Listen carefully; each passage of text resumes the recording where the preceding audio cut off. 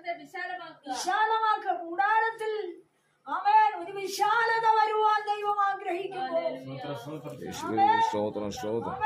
അതിനെ തടുത്തു കളയരുത്. അപ്പോ തടുത്തു നിർത്തുന്ന വ്യക്തികളുണ്ട്, ശക്തികളുണ്ട്. ദൈവവചനത്തിന്റെ സത്യത്തിന് വിരുദ്ധമായി ദൈവീയ സത്യത്തിനെതിരായി വ്യാപരിക്കുന്ന ശക്തി ഇന്ന് പകലിൽ ആമേൻ ദൈവത്തിന്റെ ആത്മാവ് സംസാരിക്കുന്ന കേൾക്കുന്നവരെ ആമേൻ ഹല്ലേലൂയ. കൂടാരത്തിന്റെ സ്ഥലം ആമേൻ വിശാലമാക്കാൻ പറയുമ്പോൾ ആമേൻ നിന്റെ ജീവിതത്തിന്റെ സൗകര്യങ്ങളെ അടച്ചു കളയുന്ന, അല്ലെങ്കിൽ നിന്റെ ജീവിതത്തിന്റെ വഴികളെ, നിന്റെ ജീവിതത്തിന്റെ മുന്നേറ്റങ്ങളെ, ആമേൻ നിന്റെ തലമുറയുടേതായ വിടുതലുകളെ അതിനെ തടുത്തു കളയരുതെന്ന് പരിശുദ്ധാത്മാവ് ആമേൻ സംസാരിക്കുക.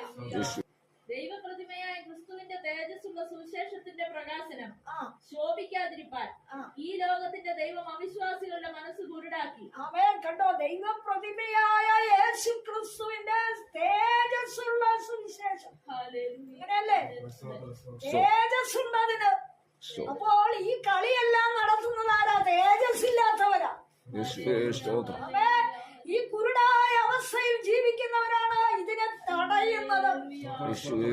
യേശുവിന്റെ നാമം എടുക്കുകയും ചെയ്യും. ജീവിതം മുഴുവൻ കുരുടായ അവസ്ഥ, കുരുട്ട് കണ്ണായിരിക്കുന്ന അവസ്ഥയിൽ ദൈവിക തേജസ് മങ്ങിപ്പോയ ജനം, ദൈവിക തേജസ്സിന് അടുത്തു വരാത്ത ജനം ദൈവവചനത്തിന്റെ ശോഭയെ, അല്ലെങ്കിൽ അതിന്റെ വിശാലതയെ, അതിന്റെ വിടുതലിനെ, അതിന്റെ സന്തോഷത്തെ, അതിന്റെ തൃപ്തിയുള്ള അനുഭവത്തെ തടഞ്ഞുകൊണ്ട് ഹല്ലേലൂയ മുമ്പോട്ട് പോകുമ്പോൾ പരിശുദ്ധാത്മാവ് രേഖപ്പെടുത്തുകയാണ്.